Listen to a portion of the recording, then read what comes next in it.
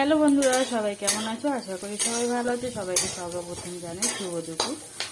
তো এই যে আমার এখন উচ্ছা ভাজা চলছে, আর সব কমপ্লিট। তাই উচ্ছাটা তেতো বলে এটা ওই জন্য লাস্টে করছি, কেন সব তরকারি তেতো হয়ে যাবে বলে।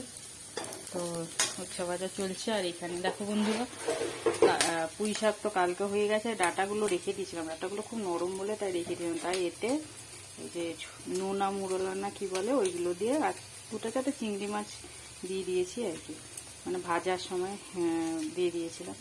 তাই এই যে ওইটাতে আলু দিয়ে, পুঁই শাক দিয়ে, জিরে বাটা, পেঁয়াজ বাটা দিয়ে ওটা হালকা পাতলা একটা ঝোল করেছি। আর এখানে সব থেকে ফেভারিট ডিশ এই যে চিংড়ি লতি। তো এটাই আমাদের আজকের মেনু। আর তোমাদের আজকে কি কি মেনু আছে প্লিজ কমেন্ট করে জানিও। আর সবাইকে অনেক অনেক ভালোবাসা আর প্রণাম জানাই। টাটা সবাইকে।